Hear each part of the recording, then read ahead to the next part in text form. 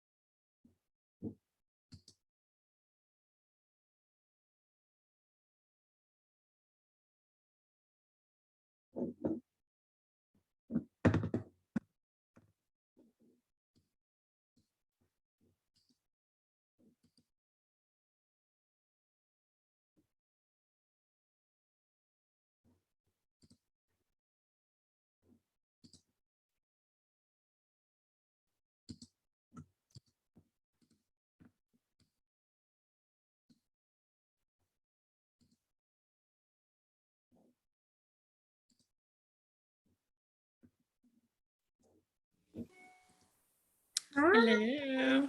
How are you? Good, how are you? Good. I feel like it's been a long time since I've seen you. Yes. Okay. So, are you excited? You ready to dive in? Yes. Okay. I'm gonna put this in the chat. That is not the correct link.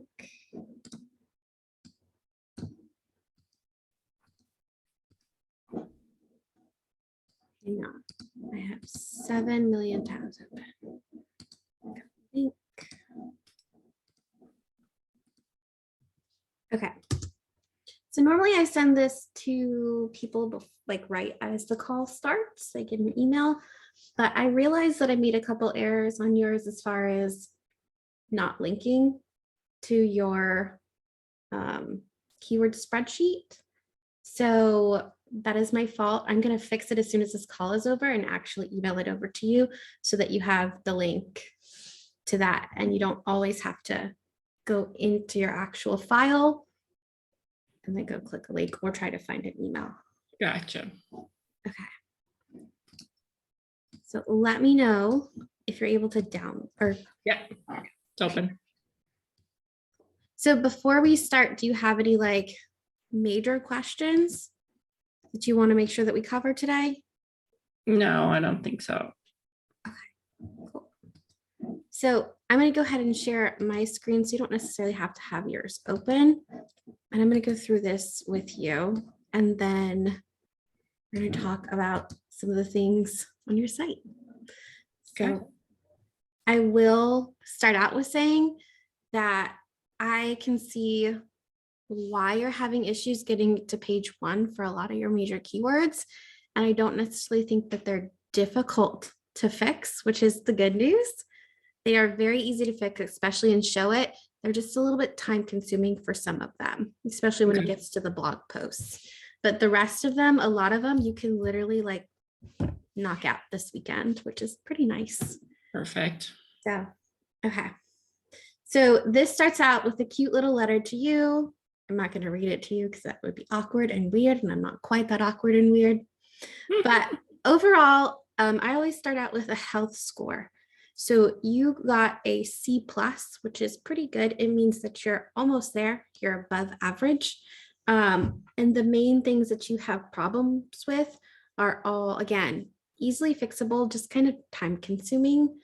But some things that I do want to point out to you when you're looking over this is your on-page SEO. I can see that you've been trying. You have definitely been working hard. I would recommend when you get the email, going to the spreadsheet yourself and maybe looking at some of these other keywords that have like a lower difficulty of ranking, some of the keywords that you're using over and over again, which is fine. They're like major ones like wedding photographer and videographer. And it's important to have those, especially in your main heading tags and your titles. But there are some like off the beaten path ones that are highly searched that you could be using. And I would love you to kind of like mix some of those in instead. Again, super easy, just takes a couple times. And then also the other big thing is your backlinks, which we'll get into in a little bit. You have some like crazy high, awesome backlinks like Business Insider and stuff like that. But only about 2 or 3 of your links are actually sending traffic to your site.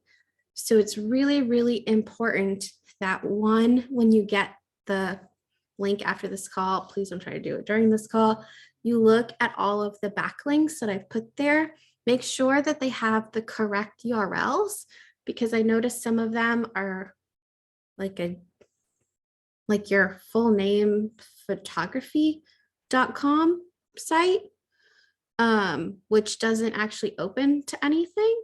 So I would just make sure they have the right URLs. And if it's a company, you can easily email them. Just be like, hey, thank you so much for putting me into this. I'm so honored. I just noticed you have the wrong link. Please, here's the correct link. Thank you so much. Let me know if you ever want a contributor. I have done that over and over and over again. And it's amazing. Like, highly recommend. But as far as the issues for your site, there are 3 major issues that I'll go over with first, even though they're not necessarily in this order. And the first one is your heading structures. So you do have like H1, H2, H3, which is great. The issue is that you have anywhere between 4 to 8 H1s per page. So show it, that's like super confusing to Google. So we need to make sure you only have one. Show it is very, very nice, where you can easily go in, change what kind of H tag it wants to be, and it doesn't mess with the styling. So what I would do is I would do a game plan, even like this weekend, just as the first thing you do, change all your H tags to only have one H tag per page. And that in itself is going to help you so much, so much. Yeah, I definitely didn't understand exactly what they mean when I was building it. And then now I know, I never went back to fix it. But yeah, I definitely know that that's one of the it's partially Showit's fault for making it so easy, because you are not the only person who I've helped on Showit who's like, yeah, I just made all of them H1. Like that's what it defaulted to. That's what I did. And I was like, dang it, Showit, you made it too easy. So, and then also you have some things, and I have a whole spreadsheet for you that breaks down, I think like 5 to 7 pages of your website, every single H tag on there. And it either has a check, which is perfect, do not change this, a check and a letter M, which means great that you have it in this H tag, but let's modify it a little bit. Or it will tell you, hey, H3, which means like maybe you have something as an H1, let's just knock it down to an H3. Or it has an X, which means this should not be an H tag at all, just make it a paragraph tag. So you'll already have some of the work done for you, but it's mainly just to show you like kind of some of the issues that you're having on your site. And then on top of that, you have some things that might need to be slightly reworked, as far as like you'll have a really long sentence and the whole sentence is an H2. And it's like, if you could just like highlight the first like 5 words in that sentence and make that the H2 and the rest of it a paragraph tag, you would be absolutely golden. And again, super easy and Showit. It's just time consuming and it sucks. And so as far as the second one that I want to talk to you about, it's your page titles. So your homepage has a pretty good meta title, and description. Like you don't have any problems there. But when you go into all of your other pages, I feel like you just were like, nah, this is too much, which I would definitely feel because you made the whole thing basically yourself. So what I would like to do for you to do is I have several examples of like how to make good meta titles and descriptions, and you could also just steal them because I used like, let's say I said wedding photographer for your service page for title. I also did the same thing for your description, so you can match them up and literally just steal them. So again, some of the work is done for you, but I gave an example here of how you're showing up on Google for your portfolio page. It just says portfolio and your company name. And then it has like one sentence, but it doesn't actually say the word photographer anywhere in the sentence. So it just says like destination wedding packages. So you're essentially putting yourself in the same category as like the people who like plan it in those travel places. Mm-hmm. So just very small little tweaks, and you would be able to like really, really help each of your pages. Perfect. So, and then again, for these in my breakout report, you can read it. I feel like you probably know some of the whys, but I break everything down into the exact issue that you're having. I explain why this is an issue, why it's important to Google, and then I give you like a recommendation on how to fix it. Some of them are super detailed, so make sure you go read at least the recommendation and the issue section. And the third one is not quite there, but it's right here. It's that this is not your fault. Show It does not automatically index their blog posts. I can almost concretely say that at this point with how many Show It people I've helped.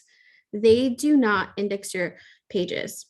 Have you ever had to index one of your pages before? What do you when you say index? Do you I know you have Google Analytics. Have you ever gone into Google Search Console? I have recently, but that was after I was able to reinstitute everything. So it was very recent. Okay. Let me switch windows in 1 second. I'm going to log into my client's Search Console that the password shows. So give me just 1 second. Not that they listen to me or have read any of my here's how you make a good password stuff. All right, hang on 1 second. They're so funny. Okay. So this is Google Search Console. All you have to do is go to Google and type in Search Console, and it will take you there. And since you already have it, you're kind of familiar with it. When you log on, it kind of looks like this. This is one of their sites that I help them with. And what indexing means is that you're making Google crawl your website to like see all your H tags, see all your pictures, see all the text and stuff like that. And then once it determines that there's no issues on it, you can request to index it, which means you go into a queue and it will index your page. And that's how you start showing up in search engines. So typically when you have a sitemap,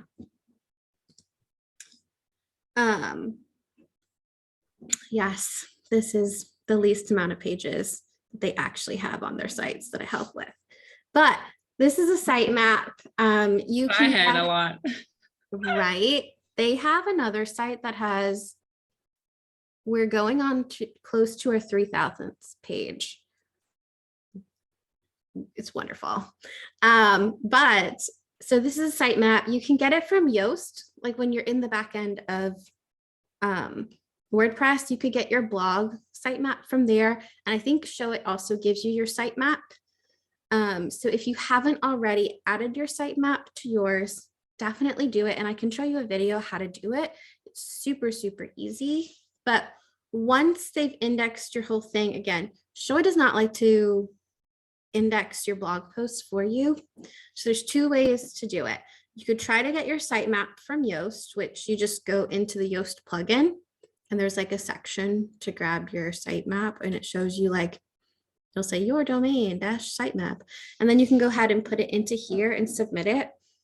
Or what you can do is, as you're going through each of your pages, let's say you're like, I'm going to be super aggressive next week. I don't have a whole lot going on. I'm going to do all of the changes on my homepage that I need to do. I'm going to do all the changes on like my about page that I need to do. And then I'm going to go ahead and index them. You can index individual pages. And what that looks like is you'll put the, let me get a random page.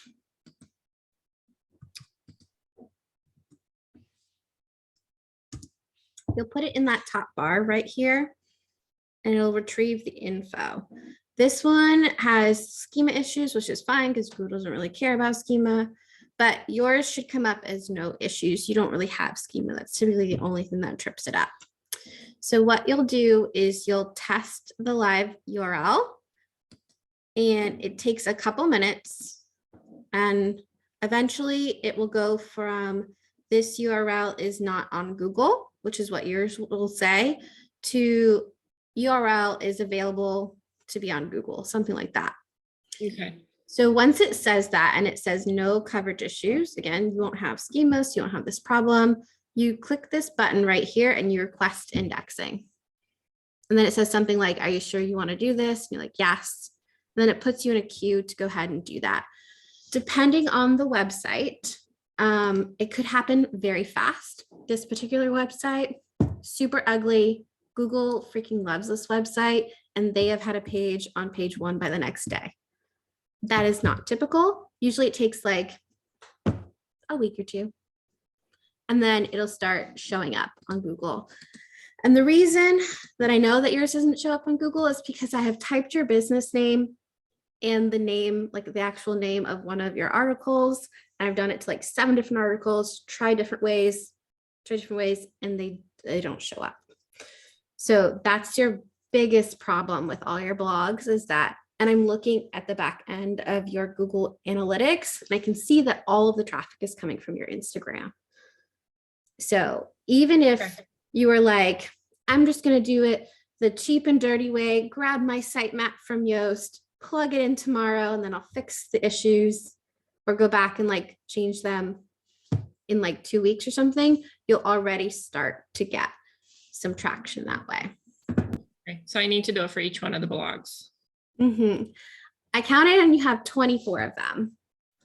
Yeah, I'm working on, I went back now that I understand again more, and I'm working on the SEO for the first few that I wrote, because the last few were looking pretty good as far as Yoast goes. But so I need to fix, I probably have 4 more left to like get it on green. But I can definitely do for the other ones that are good to go. The last ones for sure. Definitely. And it really does, it only takes, I think I counted, I had to do video once. It was like 90 seconds to like 100 and like 3 minutes. It was like 3 minutes per blog post. And that was mostly just sitting there waiting for it to test your live site. Yeah. So you could literally just do it while you're watching TV. Super, super easy. I don't watch TV. Oh, it's crazy. I am not afraid to do the work. So I know most people don't like it. I actually enjoy doing these things, which sounds crazy, but I would sit and work on my website all day long. You're talking to someone who does that. So I totally I know. I love it. And I know most people you talk to hate it. I actually really like it. So it really takes all the work to do. It takes a special person to love it. I will give you that. I do love it. I'm glad you love it. If ever one day you're like, I never want to travel or do photography again, I'm going to work for you. A web designer who does SEO. You could do it for photographers, hands down. I love it. Okay, so another big issue for yours which I have the list. I can give it to you if you want it. If for some reason you don't like see it in your search console already, you have 14 404 page errors. Really? And so a 404, I mean, you have a 404 page. What I noticed from them is that it looks like you had like an old about us page essentially. And then like you changed either the URL or you made a new page and had to, like, it forced you to have a different URL. So it went from like, nsphotobook.com/about-us to just like about, something like that. So what you can do is, depending on what level of show it thing that you have, you can go into the back end and fix that. And sometimes too, I don't know if it would work, you can get a plugin on your WordPress blog called like redirects, 401 redirects or something. I'll see what it is. I'll send it to you. It's free. And you can literally put in any URL of yours and then like the old one, the new one, click 301 permanent. And so it will then take all of those people who are trying to go to these old ones and automatically redirect them to the new page. And if for some reason there are pages you don't use anymore, let's say you're like, NS Photobook does Miami. And last year you were like, Miami sucks, I'm never going back there again. So you like took it off, but it's still somehow straggling on your sitemap. You can go ahead and take those URLs and put them in the old spot, and then in the new spot, you could put like Jacksonville, Florida, destination weddings, or your homepage, just so that people still trying to go to those at least still go to your site and it goes to like a similar page. And then once you have those, you can go into your search console. And again, it should tell you what those 14 404 errors are. And you can click validate fix for them. You can do either batch or individual as you go. And then it will recrawl that page to make sure, oh, it actually still goes to a page now, and take it off of there. Yeah. Are they all internal, like from the site to the site? They're all on your site. Okay, perfect. And then some of them are still being linked on your site. Okay. Somewhere. So I will go ahead and just give you that list of the 14 that I found. Give me whatever you have. It tells you, let me write it down, give 404s to Nada. Because it tells you like this page is being linked to from this page kind of thing. So you can go and like fix it as well. And then the other big thing, this one, pain in the butt. I hate it for you. Your images are like massive, like super-sized 60 million ounce drinks. McDonald's drinks, massive. Yeah, I knew that was there. I just threw them in there to get started, and then my plan was to go back and redo everything. So yeah, I knew that was. I got blog stump, so I can work on that too. Well, okay. So I don't like to talk about other people, but someone you maybe know, very well, you should ask how blog stump is working for her, because I just had to help her with that. I have found personally that the best way to get images the smallest is to put them into Photoshop. Make sure nothing is wider than 750. So, or taller. So let's say you have a vertical photo, don't make it taller than 750 pixels. If you have a horizontal photo, don't make it wider than 750 pixels. Because if you're thinking about a website like this, like all your text is typically in here and there's like space on the sides, right? So this is about 750 pixels. So you never need it to be bigger than that for a website. And then when you save it, I actually put, okay, yeah, So right here, I say exactly how to do it. If you go up to file, file export, there's a legacy option in Photoshop called save for web legacy. And it brings up this like dialog box. You can like play with the quality of it. Both is just like quickly high, medium, low, or you can actually like do it in a numerical form. You can change it from like JPEG to PNG, try to stick with JPEG, and you can get it down so small from there, like really, really small. So for example, persons who might not be named, I downloaded pictures from their site, and after she fixed it from Blogstomp, and it was only able to get it down to like 123 kilobytes. So when I put it into Photoshop, it was able to get it to 22 kilobytes, which is a huge difference. And then once you do that, there's this free, super cute website called tinypng.com. Which I go to all the time. So cute. Completely free. You can put in multiple photos at one time and you just drag them straight to here, or just one photo. And for example,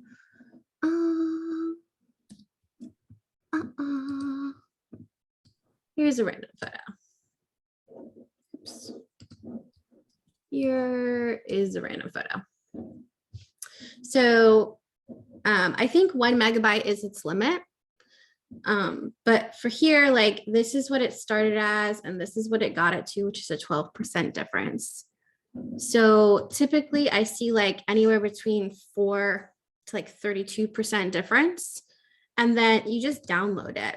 You can mass download them if you have multiple in there, or you can download individual ones. Super, super easy.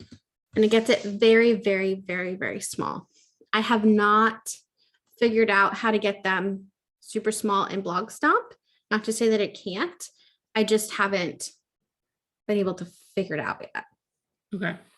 So I highly recommend doing that. And because you have so many photos, Yeah. do it by page. Yeah. And then, I'm gonna cut them down too. and then sometimes I've noticed with photographers, or just really anybody, you might have like a photo that you use multiple times across your website. Make sure if you are looking at it, you upload a new photo per page that you want it to be on, because you can change the file names to have keywords in them. But let's say you're on your home page or on your wedding service page, you're really working on Jacksonville wedding photographer, like that keyword. You can make a majority of your photos have that keyword. But if you're then using the same photo on, say, your videography page, it's going to not help you very much. So I highly recommend using a different one per page, which is a pain in the butt for sure, but super helpful. And then this next one, do not come at me. I have noticed that you have a main portfolio page with very little text on it. And then those go to one of 3 other portfolio pages with very little text on it and a whole bunch of photos. So what I recommend and what I have found for photographers is that if on that, let's say like wedding portfolio page, you have, instead of a bunch of photos, kind of what we did with Angelica's, which is like you have individual photos, and each individual photo links to an individual portfolio page for that session or that couple. And you can get so much more targeted, because you could say something like St. Augustine Beach engagement session, like on that portfolio page, and then link over to the individual portfolio page, where those individual portfolio pages, they rank so well for photographers, because you can add text there. You can make it very like in your feels, for the client where you're like talking about like how much they enjoyed it and how meaningful it was for them. And then throughout your text, you can have multiple headings with similar, more targeted keywords. So for example, again, let's go with the St. Augustine Beach. You can say like sunset engagement session on St. Augustine Beach, right? As your H1. And then throughout it, you're like, why did you choose St. Augustine Beach for your engagement photos? Like, why is it special to you? Or the must-haves for taking a beach engagement photo session, kind of like that. And so that is how those help you. And they do so well. Those individual portfolio pages will rank by themselves and you'll rank for multiple keywords. So it's kind of like when you're fishing, if you just have the one portfolio page with a bunch of pictures on it, you have like one fishing pole out in the middle of the ocean trying to get fish. If you have like 16 per service, you have 16 more chances to rank on Google. So it's kind of like blogging a session. Yes. Into a website page with the keywords and everything. Exactly. Okay, So, got it. and I do recommend doing an individual portfolio page and blogging a session because you can blog the session and it shows up differently. Like, I don't know how to explain it. The individual portfolio pages do so much better than even if you like blogged it. But if you're blogging sessions, you could group them together, like 17 best locations on St. Augustine Beach for engagement photos. And then you can take multiple photos from multiple sessions and it's a list, which people love, and kind of like work the system that way. Gotcha. Okay. And if you have any questions about that, because I'm trying to talk super fast, let me know. No, everything makes sense. Okay. Good. And then your blog posts, I'm not optimized enough is the other thing. Mm-hmm. So let me go ahead and open this up for you. So as part of that spreadsheet that I didn't link that you will absolutely be getting, I'll show you what is the issue with them in like a very black and white way. So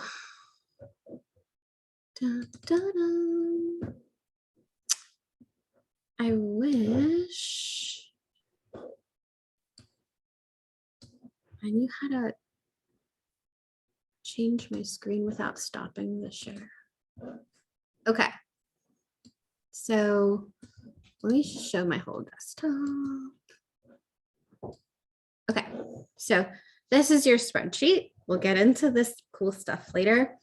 But what I wanted to do was I took one of your blog posts and I broke it down as far as how Google is reading your blog post. And this one is your family portraits do's and don'ts. And it's a more recent one that you guys did. And so here you can see where you have the issue with multiple H1s. They're also on your blog. So not just your core pages, like your service pages, but they're on your blog as well. But I wanted to really highlight this part. So on your, it's not that it's, okay, so it's not that it's bad. Like you will still get a green light from Yoast if you have this, but I'm recommending you like change things up a little bit. Mm-hmm. So right now you're using H2s to be very generic, which is not necessarily bad things because people are Googling these things. But you have things like explain dynamics, be too formal, stuff like that. Mm-hmm. It doesn't really tell you what it is. So what I did down here, and you're free to steal this and change everything up if you want it, it's just an example, is how I would swap them for you. So for this particular thing, as your title, you have family portraits, do's and don'ts. You have 6 different things listed. So what I would do is I would say 6 family wedding photos, do's and don'ts. People love lists. I don't know what they do. And then also family wedding photos ranks just a little bit more as far as like how many people are searching for it than portraits. So that's a personal choice. You could choose portraits and like try to get the easier traffic that way, or you can go with photos. And then underneath, you have a category on all yours, which shows up here where it says weddings, elopements. Right now you have it as an H1. I'm saying that you should either have it as an H3 or an H4. So Google is reading it like family wedding photos, weddings and elopements as kind of like their hierarchy. I don't know if I have to make sure that I know where to change the H tag for the categories. Okay. Yeah. I'll look into that. If you have trouble, let me know and I can try to help you. Because I never knew that they were in an H tag. Yeah. Show it, and WordPress just puts like whatever the heck they want into H tags for sure. And then what I'm saying is you could get a little bit more targeted and add a couple more keywords in there if you have like if you grouped these into main sections. So what I noticed when I was reading this is like you have like a do and a don't for each. So 1 section, 2 section, 3 section, but some of these go together a little bit more. So for example, you could have like an H2 that says family wedding photo tips, and underneath you have a do and a don't that are paired together. So the do for like this one would be explain dynamics is what you have. What I'm saying you could switch it to is explain family dynamics to your wedding photographer. So you're getting the family and you're getting the wedding photographer keywords in there. And then for your don't, you have play by the rules, which is further down in here. What I'm saying is bump it up, group them together so that you can have like a main, we'll say like mama keyword, and these are the 2 little babies that go under it. That makes sense to go under it to Google. So right now you have play that by the rules. I'm saying you should switch it to something like, don't forget to include friends who are family. Gotcha. Because friends who are family is surprisingly a keyword for this kind of thing. And I looked it up under trends, and they're definitely saying friends who are family, not family like friends and stuff like that. So I have this throughout here, and I'm not saying you have to do this for every single one of yours. I'm just showing one way that you could get extra keywords in and kind of change up your headings to still feel authentic, but kind of hide keywords in there.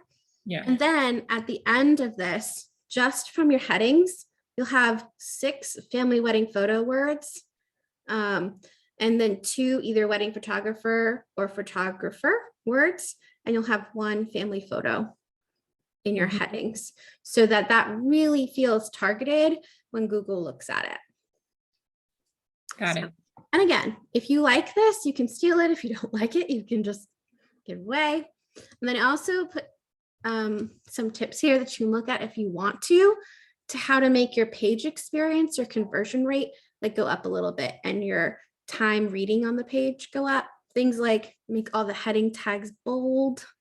Right now they kind of blend in a little bit too much, or you can change their color to one of your pretty other colors that you have in your palette. You can make your H3s a little bit bigger. And then I've noticed in a lot of, not just yours, but most photographer blog posts is that you guys clump like a bunch of photos together, either like at the end or like at random points. And so people like pretty pictures. So it's kind of like dangling a carrot. If you were to say, take all your big clump of photos in your blog post that you have right now and put like 2 photos before each section, people love photos. So they'll scroll down first and like look at all your photos, and then they'll go back and like read your article. And what that does is it helps keep them going down your page, stays on your page longer, which Google likes, which helps your ranking. But it also helps your conversion rate, because you can do things like if they're actually looking at your photos and reading underneath of it, you can hook them. You can make them see your beautiful photos throughout the whole thing instead of having to scroll all the way down to try to see them. And so by the end of the article, they're more likely to be like, I want to see more of what she has to say in her photos, and be more likely to go to like your service page or portfolio page or similar blog posts where they already know that the photos are kind of what they're looking for. So just completely random tips that you can take, you can leave, but I've noticed that Yeah. they really help. Okay. And so, and again, this is super fast, but this is a recorded call. As long as technology loves me today, you will have this within 24 hours. So it takes a little bit of time to download it and then upload it. Yeah. So, we went over the individual portfolio pages. And so here are some medium priority issues is you have a low word count on most of your pages and on your blog posts. So your homepage, perfection. You have like 2,100 words. You're golden. The rest of your pages have like very little content on them. And so even if we're talking about your portfolio page, if you were to say, I know you have the 3 grouped really pretty at the top. If you were willing to break that up and put like photo, heading, little body, like little 2 to 3 sentences, photo, heading, 2 to 3 sentences, it would add some word count to your page, which Google wants to see, and you can get some more keywords into that page to help boost that page in rankings as well. And as far as your blog goes, I'm going to show how nerdy I am, but I have noticed that 2 to 3 of your sentences, not as specific sentences, 2 to 3 sentences is 28 words. So if you were to add 6 sentences to each one of these sections of your blog, so like, you know, the do's, add 6 sentences, the don't, add 6 sentences, and then you add like a conclusion, and in the conclusion, you tell them what to do next. So something like, see this other blog post, or hey, are you ready to book? Because you have it further down, but it's super far down. Yeah. You would add about 356 words per blog post, and that would take them around to like 906, which is a pretty decent word count, especially for a photographer, because your photos kind of help you add to the page. And so you would be able to help your pages so much just by doing that.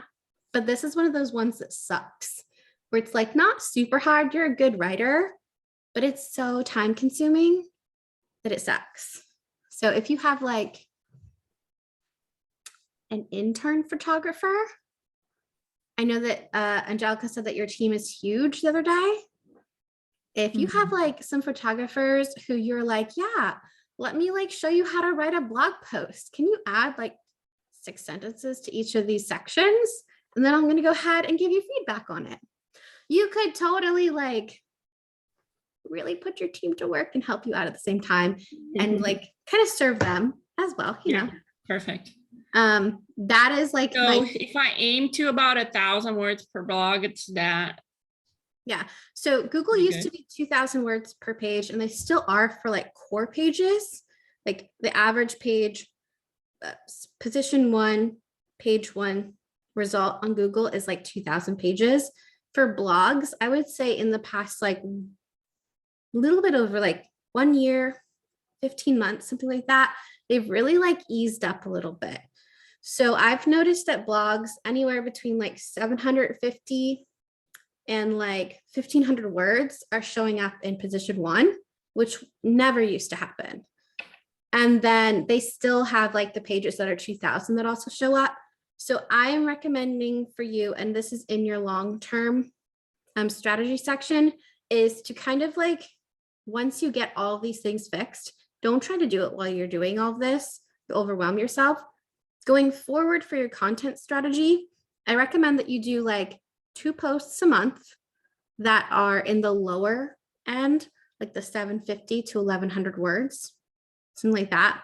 And then 2 posts a month that are a little bit higher. So like the anywhere from 900 to 1,600 words. That way you're not overwhelming yourself for every single one. And you can kind of like do a little bit less some weeks and a little bit more some weeks. And then you can also save the longer ones for like your best ideas that month. So let's say you decide like, I'm going to do the best 7 places to go for a destination wedding. You can make that like super long because you can say a little bit about like a lot of different things.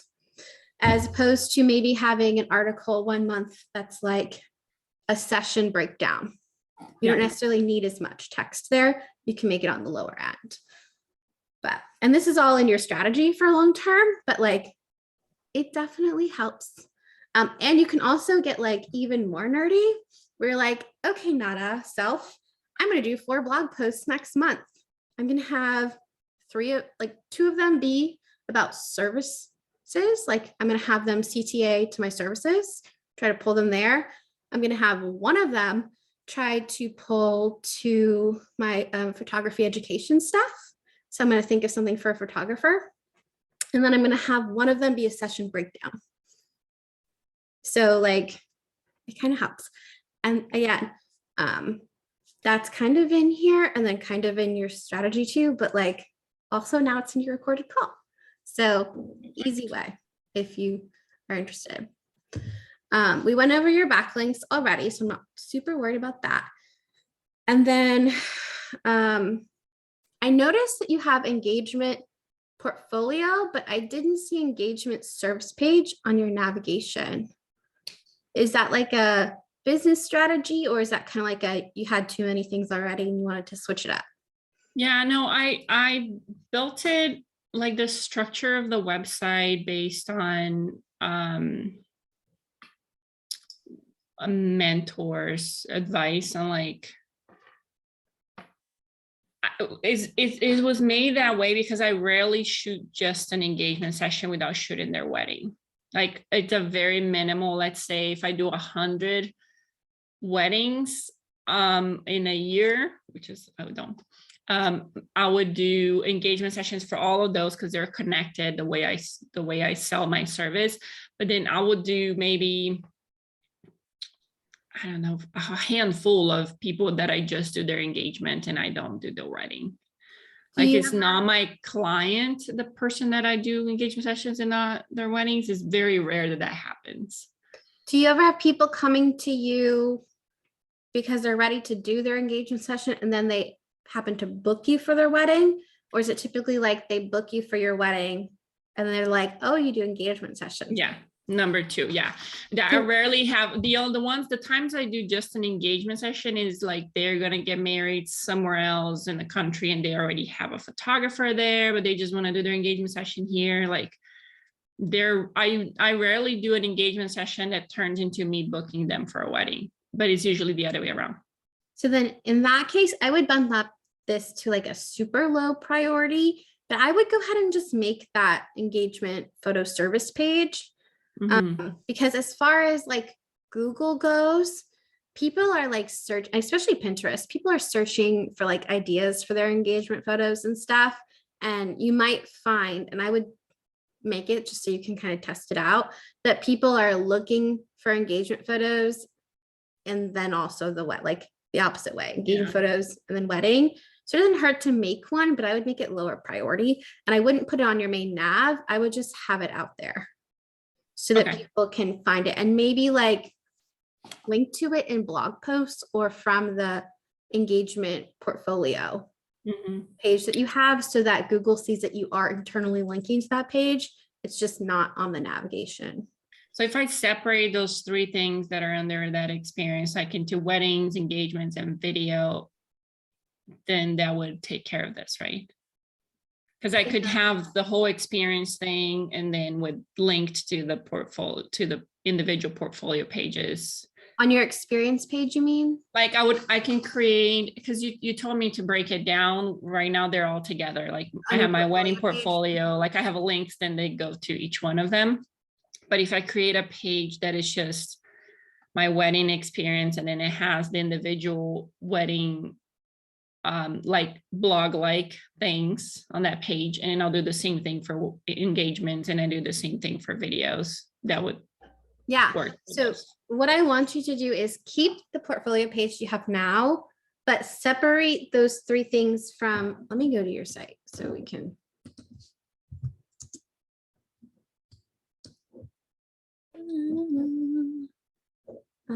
Portfolio page.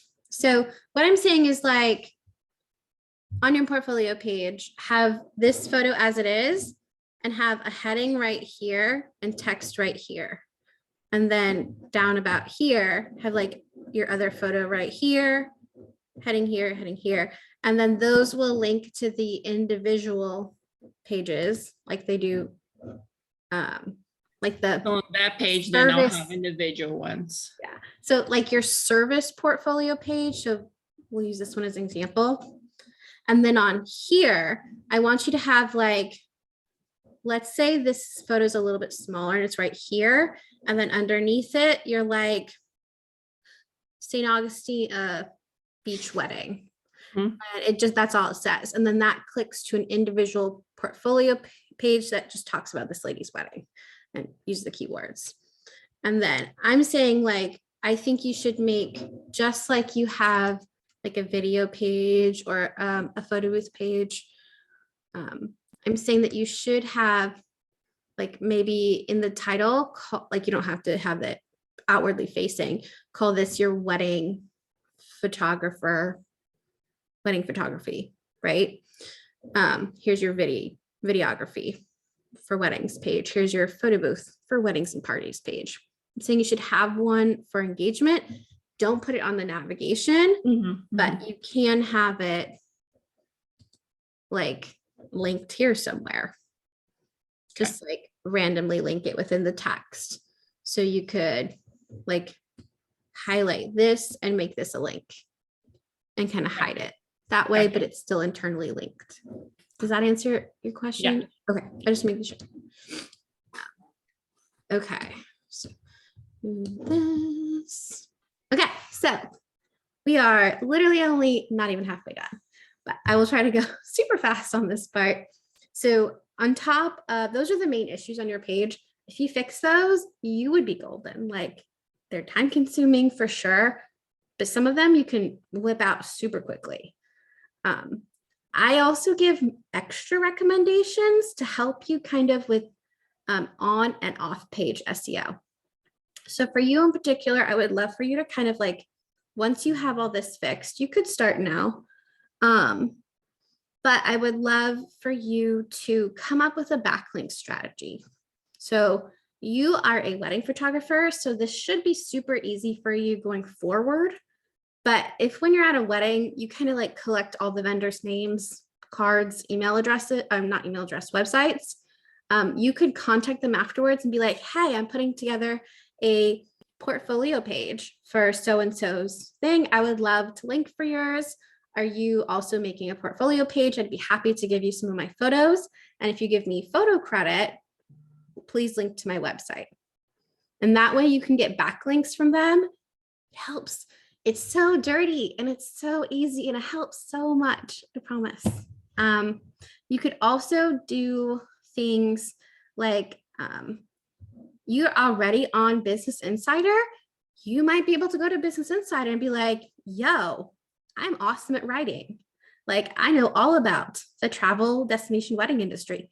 Let me write an article for you and then link to my website. That would be huge for you. You can also do it for like the Knot or some other website.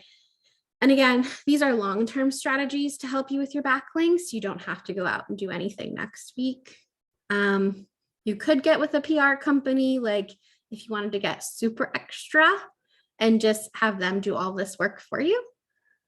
You could seek out, which I think you already do, like conferences and stuff like that, both online and in person.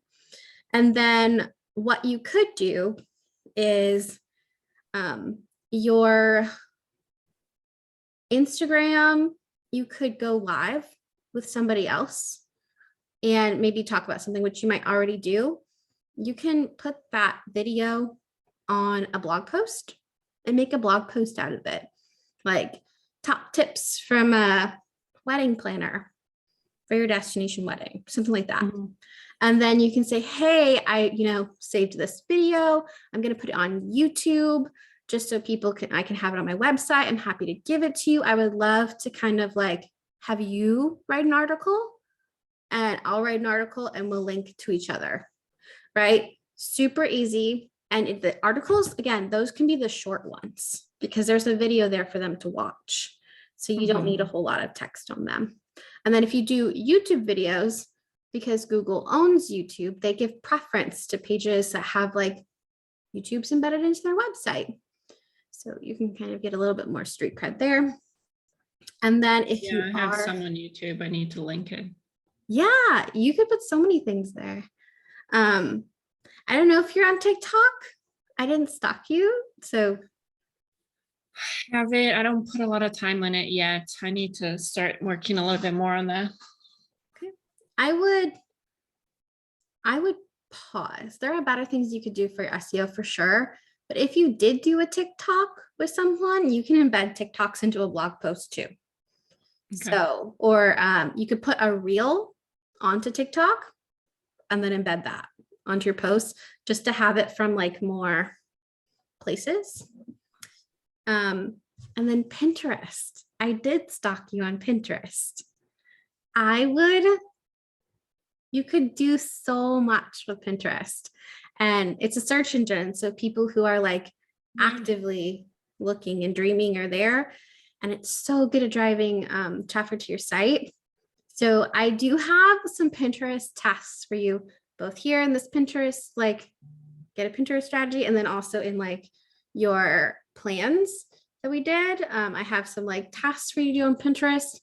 But I will say that if you do reels, which you do, I think I've seen them. Oh yeah. Reels are now like the new Pinterest thing, like beyond the new Pinterest thing. So Pinterest has built this new thing to like an emoji system, just like, you know, Facebook or something. They have specific emojis and they're only available on idea pins, which is like the multiple photos per pin, and then videos. And people freaking love that. It helps boost your pins. And the videos are just doing so well. And the idea pins with the multiple pictures are doing so well on there. You can literally just like pop your reel over to Pinterest, make a keyword rich title and a little tiny like couple sentences, and then have them come over to your blog that way. So I highly recommend it. Bless you. Thank you. My allergies are killing me. Oh, sorry. Bless you. So high pollen over here now. I am avoiding the outdoors today. They like tell you in this little app that I have like high pollen days.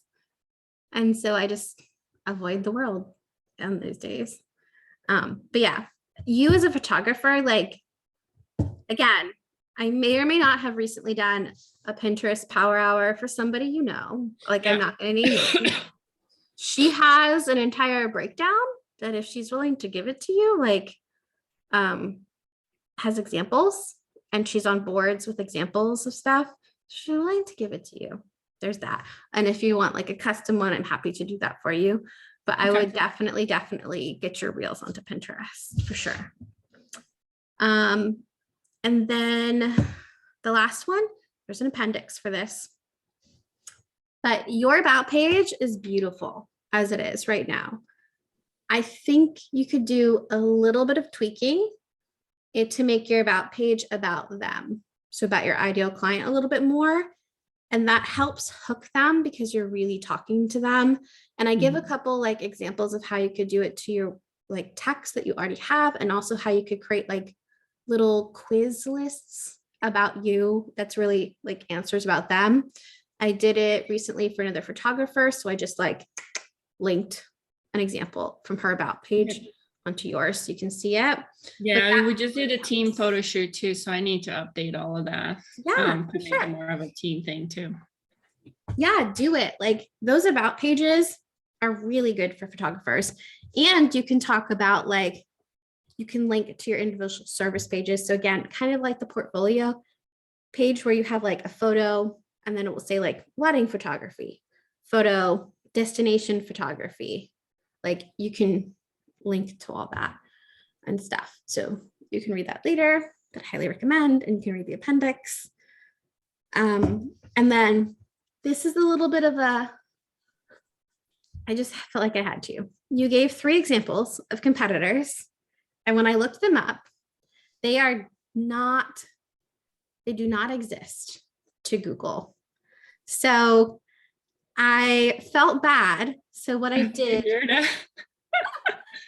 like, these are probably your competitors on Instagram or something, but they don't exist to Google. Not on Google, yeah.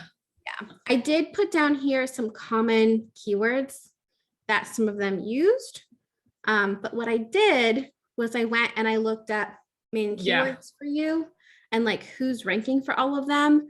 And they're all like linked. So you can go see, and I show you which ones are popping up for multiple keywords that you want to rank for. So you can kind of like stalk them if you want to. Yeah.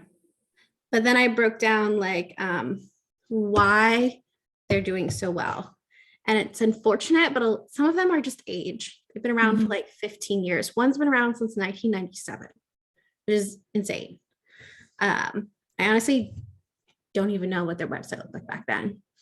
They're using reviews and they're using backlinks. So they have like hundreds of reviews, a couple hundred reviews for some of them, which come with being on Google for a long time. You do a lot of weddings, you can easily get to that. That's something you can achieve if you put it into your offboarding process if you don't already have it. And as far as the backlinks, I already like told you a couple different ways that you can improve yours. They have keyword rich meta titles and descriptions. You can go like type their name, like you could type in Brett Munoz photo into Google without putting the .com, and like you can kind of see what's working for him. They have lots of copy on their pages, like, and it's hidden in ways that we were talking about, where it's like picture heading, a little bit of text, picture heading, a little bit of text. So they're like hiding it on there so it looks super digestible to the viewer, but they have quite a bit of copy on each of their pages. And they, for the majority of them, they have individual service pages with the portfolio page for each type of service that goes to individual portfolio pages. So just more reason to get it, I guess. And then, oh, great. Oh, my beautiful appendixes. Appendixes.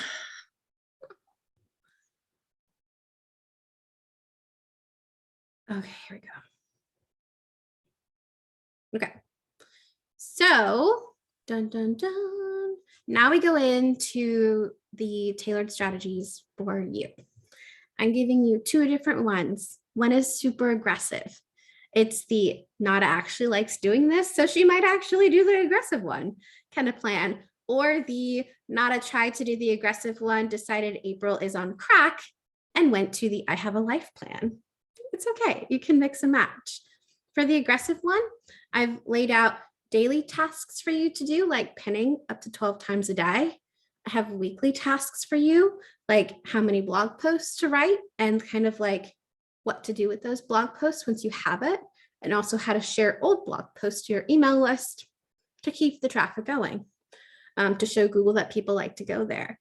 I have monthly tasks for you to do, like to keep track of your keywords and where you're ranking on different things, to try to like start to get with vendors, to get links and backlinks to your site, adding portfolio pages, stuff like that. Quarterly tasks, which are just like really looking at how your pages are doing. And if you're not seeing the kind of movement that you want to, tweaking a page a little bit, and then like making notes that you tweak the page. So you can go back and check. And then yearly tasks, like having either a full audit done or like a down and dirty audit, which takes like 24 hours and just kind of like bare bones tells you where you're ranking and stuff like that. And then here's like the really big breakdown, month by month for the first 6 months. I won't read all of these to you, but this gets a little bit more in depth, like choosing 2 blog posts for this amount of keywords on this kind of topic, choosing, 2 that are this amount of keywords on this kind of topic, contacting past clients to get vendor lists, contacting vendors for backlinks, monitoring your keywords, pinning, 12 times a day, starting to pin more than 12 times a day. And this puts you at 3 months of optimizing your site, which I'm saying you probably need 3 months because of all the blog posts and stuff like that. And some things you might take longer to do, but you could also get them done sooner. And then I have 3 months of post optimization, what your month to month would look like as far as SEO tasks.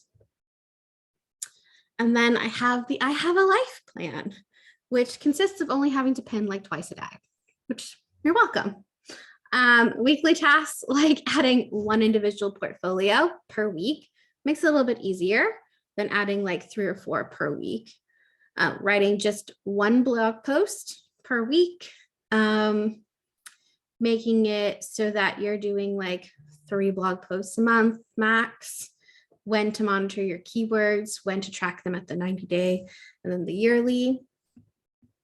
And then again, it takes it into a checklist of things to make sure you're doing monthly that you can go through and check off, which is things like month 1 for the I Have a Life plan, like you're only going to do your core pages, right? So like your home page, your 4 service pages, and then you're not even touching your portfolio stuff yet, and then re-indexing all of them, and then going ahead and like maybe making on the back end your individual portfolio pages to get started, and then writing just 1 blog post a month because you have other things to do, right? For month 2, I have you like really doing all your photography education pages specifically and making sure they're good, re-indexing them, so on and so on.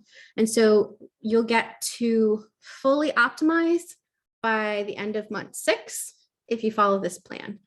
I will tell you, I have never had a person do the aggressive plan and stick with it. It is very aggressive. I think if I did, you would be the only person because you actually like doing this stuff. But there is no shame. It's starting with the aggressive and go into the I Have a Life plan for sure. Mix and match, keep the balance up. And then also I do it this way so that if you have team members who are helping you, again, like with the blog posts and stuff, you can be like, okay, so I did that already. Let me make sure and check it off. Like print this out, cross it off for this month, print it out, cross it off. Just so that you guys make sure that you're doing everything you can. And then here are my appendixes, which I love. So this kind of shows like the flow in a little bit more detail of how the portfolio should go, and explains why for Appendix 1. Appendix 2 is all about how to make your about page about them.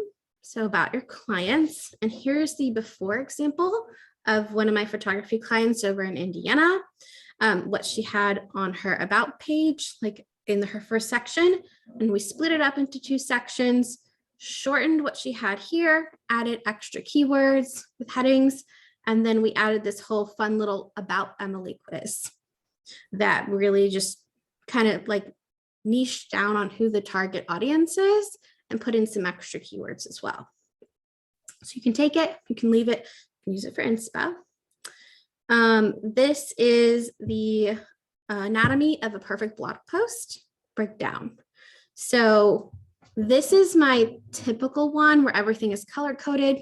You'll have like your H1 heading at the top, a hero image with some alt tags. You'll have like an author or a date, or in your case, a category. You'll have a little content after that and another image.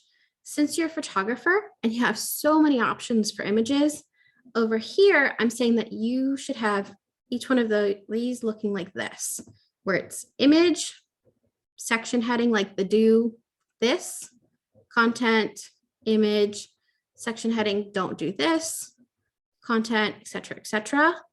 And then that you could add extra words and keywords if at the bottom of every single one of your blog posts you have like about nada kind of thing. You can add like your name. You can say like Florida photographer and videographer and traveling photographer for destination weddings, and you can put that in like an H3 or something. So it kind of gets you additional ones. And that's all kind of broken down here. It also says, because you're a videographer and you have video, you can do videos through these. Choose YouTube because they love YouTube the most. TikTok is kind of second best. Put your reels on TikTok just to get them on here to get extra clout. And then over here is like your categories.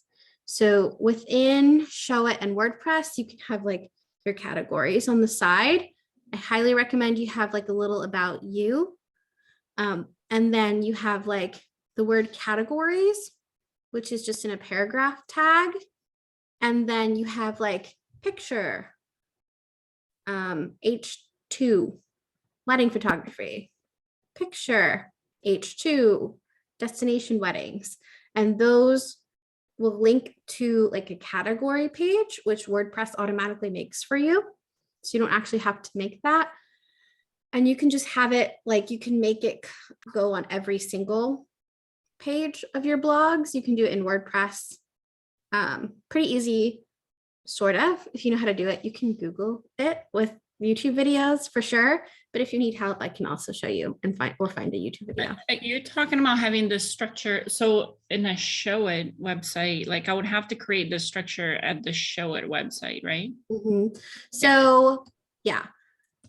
Yes. Gotcha. But you could like the side thing. Mm-hmm. Yeah. So I'm not sure about that particular answer. I think the answer is yes, but you could also just do it straight from WordPress, because in the back end of WordPress, there is a section called like widgets on the left sidebar. And one of those widgets is your sidebar. Oh, okay. How it will show up. So you could do either one. Show It might have an easier way, but WordPress definitely has it built in. Yeah, then that's probably easier. Yeah. So I hope this is a question for you. My my blog URL is not like my website dash blog. Mm-hmm. Something else. Is that a problem? Oh, this is called a subdomain. No. That's how Amanda set it up, and I was never able to switch it. Yeah, it does not matter. Google knows that this is your domain, and that's really what they look at. A subdomain, it doesn't matter. But I think that is probably the reason why Show It sites don't automatically index your blog, is because they're working with WordPress. There's some sort of disconnect there. So for Google, they don't care as far as indexing goes. That's kind of the reason why it doesn't work. And then I will show you, since I'm on this page, this right here does not work. This whole thing. Everything goes to like this 404 of the blog. Gotcha. Yeah. And it's on every blog, and I think it's not.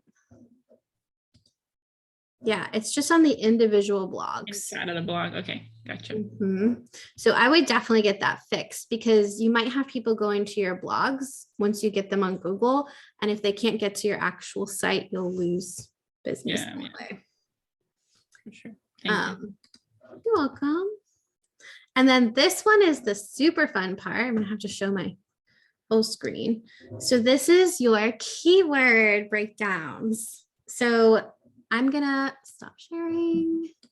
Share this. Okay. This is your keyword key.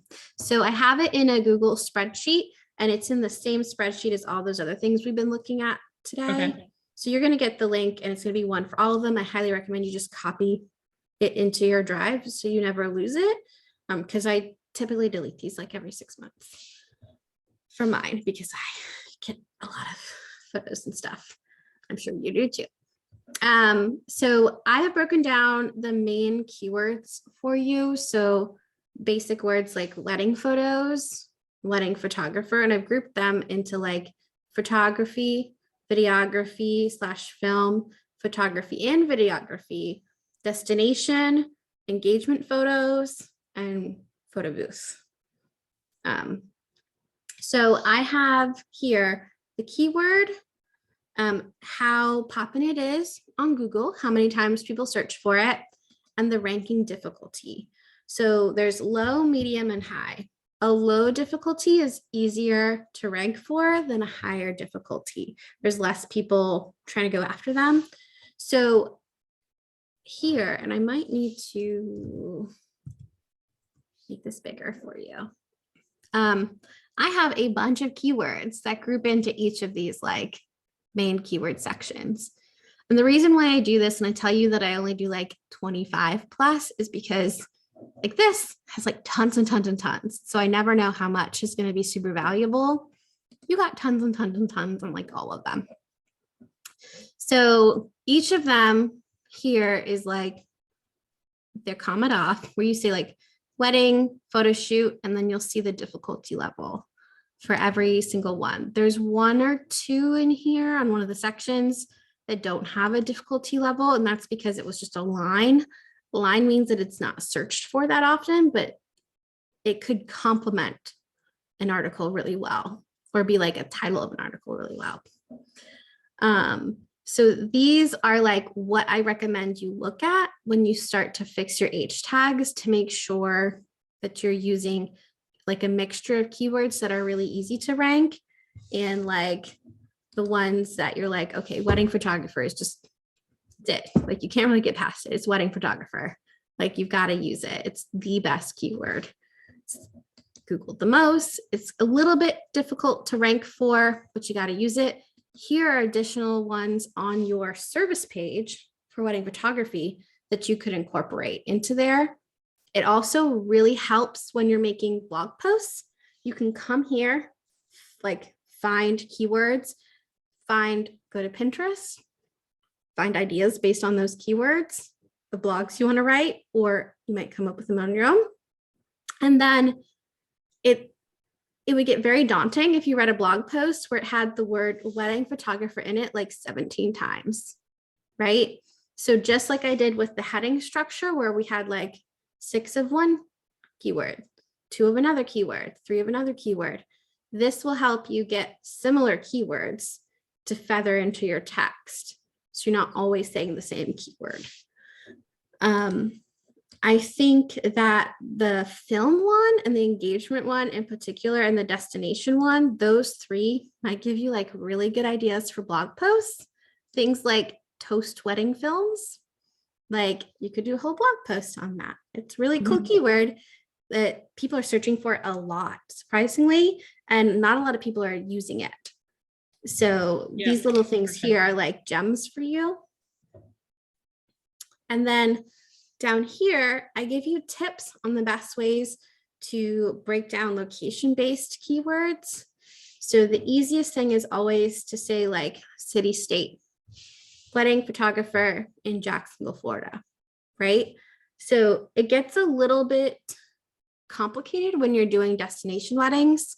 So that's when you have to get creative and do things like engagement session in something Greece, right? Destination wedding. I can have a page just for that, right? And just focus on that instead of trying to do it all together. Yes. So that's one of the things is that if there are city, states, and or specific destinations that you service a lot or would like to service as far as destination wise, what if you're like, I love France. I just want to like fill up my book with France and move all the kids there, right? So you can have like your, like a, I'll do it in 2 different ways, which is broken down here, but you can have like a wedding photographer in Jacksonville, Florida page, and you can list all the areas around there that you service. You can put a list, which you already have, of the best venues, like a section. You can reuse that section and talk about them. You can have blog posts that specifically work in Jacksonville, Florida, down here, you know, further down. And then you can have like, are you ready to book your, you know, wedding photography package for Jacksonville? look here. And you don't have to put them on your menu, but they're out there. Like you index them in Search Console, they're out there, they will start ranking. You can do the same thing for destinations. You can have like the destinations you go to. And then on your about page, you can also put link to all of these there. It could be like Florida places I service, you know, international locations that I travel to. And you can link to these pages to hook people into your website that way. Do I have to reindex a page once I fix something? Yeah. Okay. So that's why I'm recommending taking it page by page, going through and looking for all the issues on that page that were mentioned, and then fixing it and then indexing it. Because if you're doing little by little, you have to wait to index it. So you're waiting to get that credit for doing all that hard work. So I recommend going page by page, blog post by blog post. And then here I give you an example of what to do on your blog posts. For example, you could do a session blog post that says like engagement photos at the Met. And then once you get there, right under your title for the blog post, you have your weddings, elopements, or whatever. You can do a secondary like H3 tag right under that that says like Jacksonville, Florida. And that way you're not putting it into the title so that it doesn't like look weird to the human looking at it, where they're like, why would you even put this in the title? But Google still sees it, still serves it to that person. So there's tons of tips here. You can use, steal, study, wait till later till you get to that point. And then here I break down the best ways to use the keywords that are up top in your pages. So I took your homepage and I like broke down what an ideal homepage might look like for you as far as H tags. It's not super sexy, but it definitely will get you pretty far on Google. And then you can add other things to it. I just main ones. And then I took some of your ones that were already good and I just added them back in, changed the H tag to show you a flow. I have examples here of page titles for your individual service pages. So Jacksonville wedding photographer, travel photographer. These are not seen by people, but Google sees them because you have to name every page. Yeah. I have names for your portfolios as well. And then I have examples of good meta titles. These are based partially off of my own experience and partially off of who you're competing against. So something even as simple as like wedding photographer in Jacksonville, Florida, and then your business name, super useful. You could get more targeted and be like luxury wedding photographer, travel wedding photographer in Jacksonville, Florida. But I give you two examples here. And as far as like the example for the title, I carried it over to the description. So you could have a description. I prefer having the city, state in the beginning, and then the keyword for that service that you're trying to rank for. So for example, wedding photographers in Jacksonville, Florida. We're an award-winning team of Jacksonville wedding photographers and videographers, creating memories that last a lifetime. So that would help you so much to change like your meta description that way. And then I showed you how to take those keywords, again, that are up top, and think of blog post ideas. So you are free to steal these. I don't necessarily know if any other people are using them. I just came up with them. Right. Something like 7 most romantic destination wedding locations. Like that would be amazing for you. And then you could put the places you want to go to the most. Right. And you could do this over and over again. Let's say you have like 20 places you want to visit in the next 3 years. You could do like 3 different blog posts, different numbers. It's great. How to find a travel wedding photographer for destination wedding. Like that, how to find a wedding photographer for destination wedding is actually one of the most Googled phrases. And you can see that by, I'll just type in like,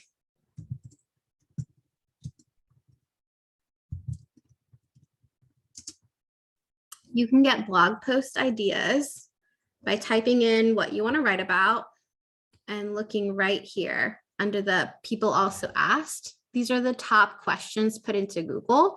They give them to you for free. So you can kind of see what these questions are and make them entire blog posts or put them into one blog post. And you can also see who's ranking for these and go to their site and you're like, why are you ranking for this? And kind of like get ideas. Super, I don't say the word shady, but helpful. Perfect. So helpful. And then over here, I just talk about adjectives. Oh, and I spelled something wrong. Blacka and white. ND-white. How you can use adjectives to get more targeted. So you're kind of like a moody boho style photo. And I don't know if that's the exact phrasing that you use. That's just what I would call you have like the darker, pretty photos. So people who don't necessarily know what what it's called, so they'll call them like moody photos, dark photos or black and white photos. So I'm just showing you how you can use adjectives to kind of get more detailed and like make blog posts. So for example, outdoor, you could do what to wear to an outdoor fall engagement photo shoot. So you can do like seasons, you can do fun. Say fun bridal party group photo ideas. 7 ideas for anybody. Just to kind of like keep it in sight in mind. So as you're referring back to this, when you make blog posts or when your team makes blog posts, you're like, always think of what other like words you can use, descriptive words that your clients might be using. So things like bokeh is like more of a photography term. Yeah, nobody knows what that means. Yeah. You could do like engagement photos with blurry backgrounds. Right. So you can just kind of like train them how to get descriptive, which makes for better blog posts and it makes more converting as well. Over here, just really quick, this is H tag structure to 1, 2, 3, 4 of your pages. So this is how Google sees it. I've kind of done the work for you where I either gave you a check if everything is good and dandy, an X if you need to just completely make it a paragraph tag and not any kind of H tag at all. Or let's say you have it an H tag and it should be an H2. I went ahead and told you. And then there are some that have a check mark and an M. That means like it's okay, but could be better.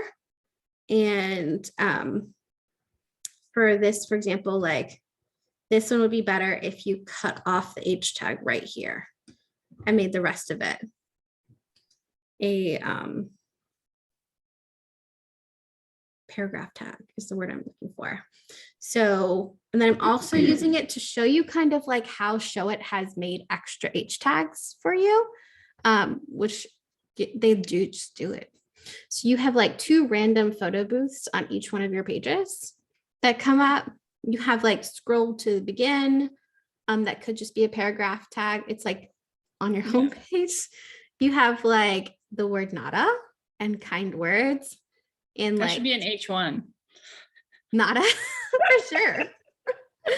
But like I just went through and I just wanted to help you a little bit by giving you some that are basically already done for you and to kind of also just show you what to look for as you go through the other pages. This one is specifically your home page. If you just wanted to focus on that. And this is that blog post page that has like a bunch of nuggets for you and changes. Okay. So I know we have 3 minutes, which is why I'm trying to go through this so quickly, but I promise you're going to get all this and you're going to get the recorded call. And then I gave you a page for notes. Like, I don't think you'll print it out and actually take notes ever, but I just do it. I have a couple older clients and they do print this out and take notes. So that is why. But I would love to know, I know we have 2 minutes left. Are you left with any other questions I could answer for you?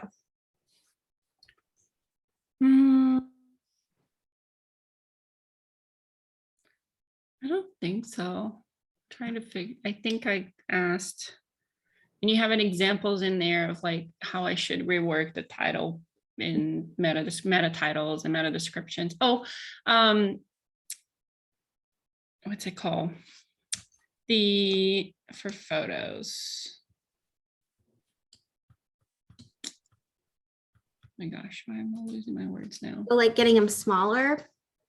No, I'll work on that. But like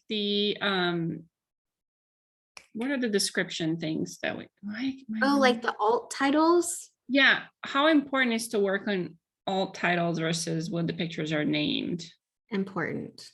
Okay. So when that should just be a generic description of the picture, right? No. Should I use keywords on the alt text? Yeah. Okay. So you should put it in the file name of the photo when you're saving it. Right. And then it doesn't have to be the same, but you should make an alt title for each of them. And you can get descriptive, I guess, but I would stick to like beach engagement photo session at Jacksonville Beach. Right? Like, and can I name them? Like, let's say I have 10 pictures in this page. Can I name them all the same? Can the alt text all be the same? Yeah. Okay. I can. So I was told and you can make like little tweaks. You could say like engagement photos, engagement photo shoot. If you want to get super fancy, since you're doing this in bulk, I wouldn't bother. I would just make them all the same. It does not actually hurt you at all. Well, the alt text, you have to type it anyway, so I can't bulk that. Yeah. I mean, yeah, I guess because I do it because I like write them all in a document as I'm doing people's pages. So I just copy paste. But yeah, I would just like copy paste it once. And then let's say one is like engagement photos in Jacksonville Beach. Just like put the word shoot on there on like 2 or 3 of them, out of like 10. So I should not have competing, like if I want to focus on a keyword I should just do that keyword for one page. Like let's say for my home page, it should be the main keyword. I shouldn't have the same keyword focused on other pages on my website. That is where Yoast and I disagree. Okay. So I have a client who is a top 4 internet service provider person for TV stuff. And there's only so many ways you can say Dish Network packages. Like there's just so many ways. Right. So I have like 70 pages with that and they are on page 1. So I would not like super be worried about that. I would say pick a main keyword per page, especially for blog posts, and then go to that keyword sheet and look at the complement, the other ones, and pick like 2 complementary ones, and then just take turns. You could do it the super easy way where you don't bother doing it while you're writing it, like if you're writing a blog post, and then go back and be like, here are my 2 complementary words, and then Control F to see how many times you have that keyword in there, and then just randomly like flip the other 1 or 2 keywords in there so it doesn't read like you're saying the same word over and over again. That is what I do. And you can do it on a website too. So you can go on a browser and do Control F and type in the keyword to see how many times you're showing up. I, in particular, will show you. I will find the right one. I use 2 Chrome extensions. One is called HTML5 Outliner. It's free. You can take it to any page on the internet and you can click on it and it will show you all of the heading tags and how Google's reading it. And it will show you like the ones farther to the left are H1s, and then the ones indented a little bit more are H2s, indented a little bit more, H3s. Super helpful. You can also just say like photography, like do Control F or Command F if you're on a Mac, do photography, see how many times it's on the page. And then while you're working on the back end of show it, be like, that's too many times saying the word photography. Let's make one of them photos. Whatever. Very easy. And then the second extension that I love is, hang on.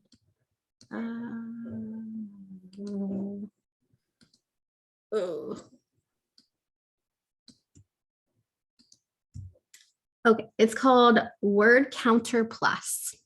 Also free Chrome extension. You can literally go to your page, especially if you're not planning on putting all this in a Word doc and then fixing it. If you're just fixing it straight on the page, you can highlight all of the words on a page, right click, go to Word Counter Plus, new browser, and it tells you how many words there are. That is how I find out how many words are in the top posts on Google. Super helpful, tells you the longest word length, which is just kind of fun. This person has a 31 letter word, which is interesting. The average length and how many characters you don't need. You just need the word count to kind of like check yourself. They make it super, super easy on you just to kind of like see things and how you're doing. Got it. Any other questions? No, I think that was it. Okay. So I know that you love this stuff, but I will say if you get stuck, if you need help, I am more than willing to help you. I don't think you will. I think you love this, which is cool to me because like no one else does. But if you need help, please reach out and I'm more than willing to help you. But I hope that you can use this and really like work on your site. Let me know when you're doing things so I can kind of like stalk you. And also, if you have any other questions as follow-up, just let me know. Perfect. Thank you. Okay, I'm so excited for you. One, because you like this, so that's like fun stuff for you. I know it's really hard because then I just want to do that and I don't want to do anything else that I have to do. That's the main thing, the problem. I get that way in competitor research portion of audits. I just like stalk too many people and get really into like, it's like tea for me. It's like, ooh, what are they doing? And stuff like that. And then it's like TikTok, like you realize you're on it for like 3 hours and you're like, oh, okay. So I feel you. But, okay. I'm super excited for you. I think that, again, these are mostly easy tweaks for you. You kind of already know how to do them. They're just time consuming. So let me know if you get stuck. Let me know as you like finish pages so I can kind of stalk you. And I'm super excited to see what you do. Perfect. Oh, I just thought one more thing, if you don't mind. My venue pages, like I created individual pages for each venue in the hopes that when somebody searches that venue that I can maybe pop up as well. Anything I should focus on those pages that is, because I spent a lot of time creating those. There are a lot of them. They're the majority of my website backend. I can tell because that's the majority of the keywords you show up for is your vendor stuff. So, I mean, you're doing a good job there. Let me take a look. And they're kind of like a standard Q&A with each venue. But I wonder if I need to change anything.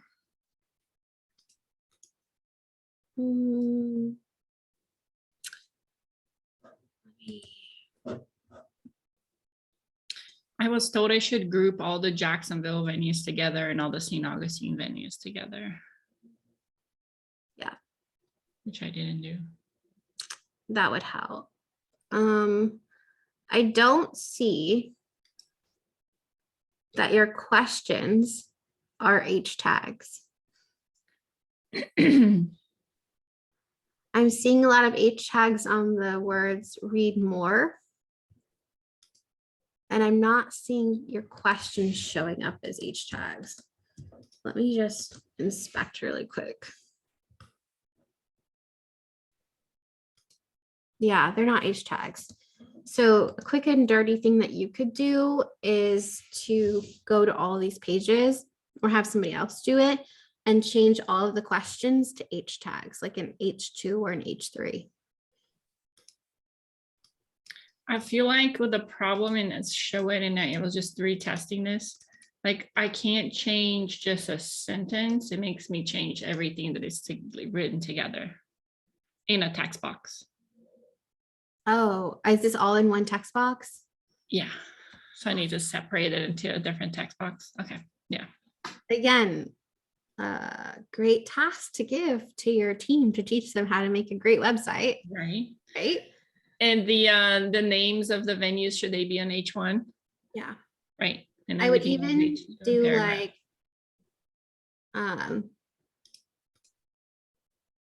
like picture perfect wedding at the river house or something, right?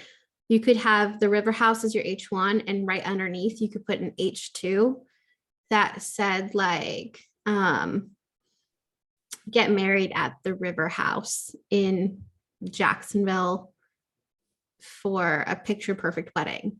So you can like add an additional H2 there and kind of like get the word wedding or wedding photography or something like that in there. Because it looks like you don't necessarily have it too much in your questions. And like down towards the bottom, I'm in the river house, obviously. You have a question that says, are there any photo restrictions at the venue? You could say like, are there any wedding photo restrictions? That keyword in there. And you could say instead of couples, so how much can couples expect to pay? You could say how much on some of them. You could say like, how much can bride and grooms expect to pay? Or something like that, just to get those keywords in there. Yeah, but that wouldn't be inclusive if I do that. No. And I do serve a lot of same-sex couples, so. Maybe you could say, how could the soon-to-be married couple? Because marriage photography, let me actually, I could be saying it's either marriage photography is highly searched for, which is so weird because I would never word it like that. Marriage photography. That's all the parents. Yeah. And it has like such like a low difficulty to rank for. It was so funny. What's the other one that was super, super interesting to me? It was adventure elopement. Oh yeah. That was like, I was like, that's not surprising to me. Yeah. So yeah. cool. It was so surprising to me. And then well, that's gonna be a doozy then to get those out of one box. I would put that as a lower priority for you. Yeah, for sure. In fact, I would make yourself a list. Like definitely use maybe the list in the I have a life plan as like your list and keep going. Like try month 1 if you can get all your core pages done and then you're starting on month 2 already, then you can kind of like know what you need to do. But I would use that as like a list of everything you need to do, because you have a lot of pages. You have 97 I created a monster. That's the problem. You have 97 pages. I was so proud like of you. 50 something of them are just these menu pages. I believe it. Those were literally the majority of the things that you 59. So it's good. But I was really proud of you. I was like, look at her with her hidden pages. Okay. Yeah. And then I think it was your photog. I didn't put this in there. I just remembered. I wrote it down. Your like mastermind. Mm-hmm. It is not indexed or something, or it needs some love on the indexing. re-index it if it's something you're going to do over and over. Just that particular page came up. And I remember I was like, I'll just mention it to her because it's like such a random thing where it just like wasn't indexed yet or something. So Oh, okay. I'll take a look. Yeah, because yeah. If I have to manually do it, nothing has been indexed. yeah. So yeah, I'm proud of you. I mean, you've done a ton of work. These are just tweaks, and they're not tweaks you would think to need to have to go back and do a lot of them. Like if you're using Blog Stomp, you think that it's fine, right? You don't think about your pages. If you are using Show It, you don't think that it's making random H tags all over your page. So I think you're going to do good. Oh, look at you down here, ma'am. Come down here. Okay. All right. Thank Okay. you. So proud of you. Let me know if you have any questions. Will do. I'll wait for this recording so I can go back and go through everything again and all the docs. Thank you. You're welcome. I'll fix the link and I'll send it over. Awesome. Bye. Bye.